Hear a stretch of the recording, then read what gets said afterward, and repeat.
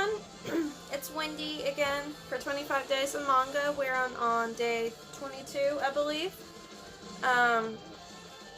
This is actually my second video. I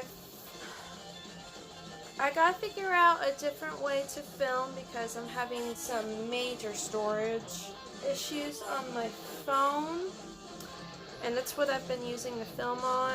And I'm guessing I need to find another way to film because this is getting real annoying. I take video and after I post it and I delete it, it's like that memory I used for the video. I don't get it back. I know, it's weird. I mean, when you delete photos on your phone, you get that space back, but for videos, I don't know if that's different. I'm thinking I might go to T-Mobile today and talk to the cell phone store because this is really irritating, and if not, I gotta find another way to film. Alright, so, that aside, I want to talk about Candy Color Paradox. As some of you know, this is one of my top 5 favorite mangas, period. It's one of my favorite BLs. I was ecstatic when Sublime announced that they were releasing this. It was like a fever dream. Like, I was like, what? What? Candy Color Paradox? What? So this is it's my second favorite. Nothing beats Tanto Yashu. Nothing ever will. It's just pure gold. This is pure gold too. So, basic premise is One and Kaburagi basically have to work together at this company. They have to get scoops. I think Dash is the name of the magazine that they work for. They're kind of like paparazzi people, and it's like an enemies to lovers trope, but it's honestly so much more than that. It's about these two men who kind of see the flaws in each other and combine together to enlist their life how they want it. Because it is very much an enemies to lovers trope, but it's beautiful. I love it, and that is my favorite trope. I love enemies to lovers. I mean, Narasasu, Hanagram, Raylo, love it, love it, love it, love it. And what I love about this is the enemies to lovers is really only in volume 1. After that, they're kind of like together, and it's about their relationship together and how they go through these hardships. And it also has a plot in here in volume 2 that I really, really like. Is volume 2, where One is more like the writer, and he's like, he'll actually do what's necessary to get the scoop.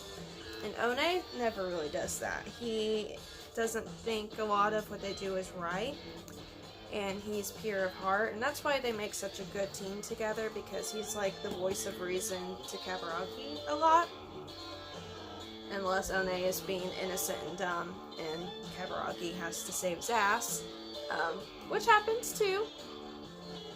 But anyway, there's an arc in here where One takes on a scoop on his own, and he goes a little too overboard and in over his head, and he kind of does some dirty work to get what he needs, and Kaburagi doesn't like it. And I thought that was such an interesting break in Kaburagi's character.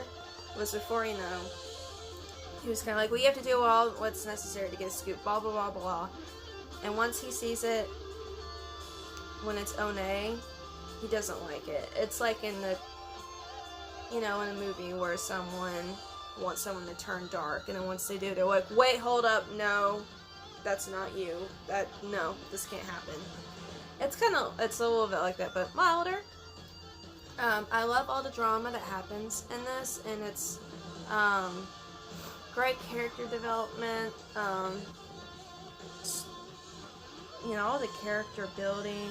I just love this series so much, and as a lot of you know, this series helped me out when I was going through a hard time.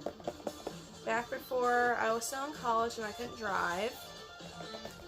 I had to be dropped off on campus really early in the morning, and I wouldn't have class till 12 in the afternoon. So I'd have to kill a lot of time, and I would do that by reading manga on my phone or in the computer lab. And this was one of them, so it really helped me out whenever I was like kind of going through it and I was depressed all the time. And Candy Color Paradox was there for me. And back when I first read it, I didn't know it wasn't going to be released. And, you know, I didn't know it wasn't released in America yet. So when I looked it up, I was like, oh, I can't get it.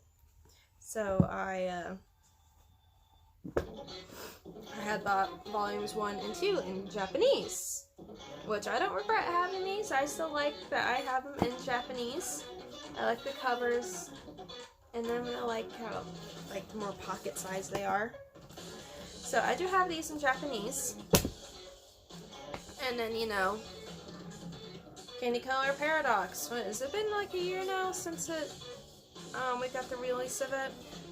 But anyway, I'm so happy I can have these in English now. I love the series so much, and I love Izaku Natsume. And oh, real quick, I did want to share this is a panel that I really like.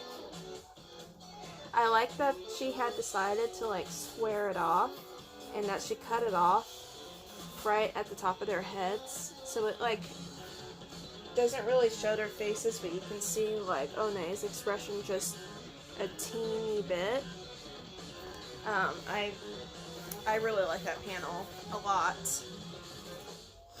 Izaku Natsume was a big influence in my artwork.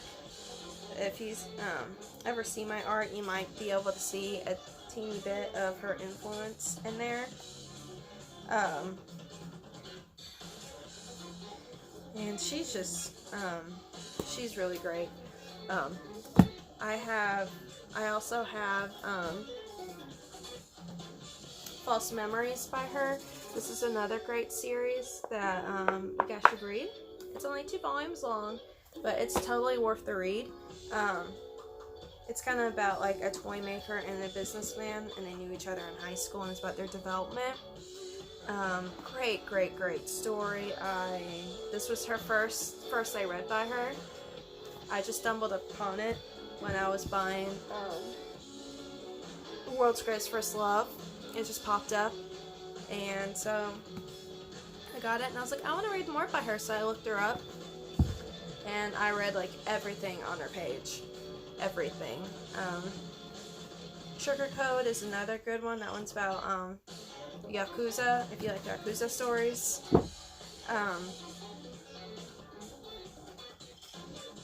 Just, you know, Izaku Natsume is so great. I love her art. And one thing I really like about Volume 1 is that when One kind of discovers his feelings for Kaburagi, it is something else. It is something else because he's so obvious about it, but he thinks he's being secretive, and Kaburagi is like straight up like, why is this guy acting so weird? I think I know why. Okay. It's really good.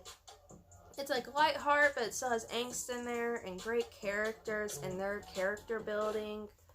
And they always kind of like argue with each other, but it's not like bad arguing. It's just kind of like how their dynamic is. It's really cute. Totally check it out if you haven't already. All her other work is also really good. A lot of people know Type-Rope. That one got like an OVA anime.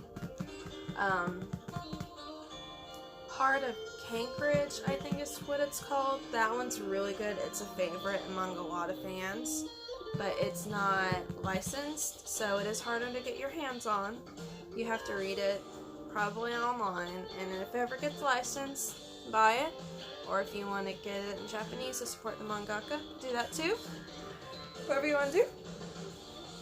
Alright, I think that's all I'm going to say about Candy Color Paradox. I want all of y'all to kind of go in and read it for yourself, and I hope you like it. And these are always kind of decently sized. But Volume 1 and 2 are my favorites. I do like Volume 3, because there's a new character who comes in, and he kind of like gets in the way. But,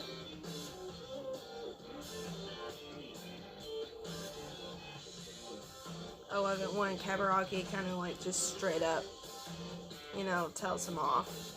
I'm like, yeah, boy, do it, defend your boyfriend, do it's necessary to keep your boyfriend safe. But, great series. And then Volume 4 just came out. As you know, I opened it like last week, or the week before. I honestly don't remember anymore. Anyway, bye guys!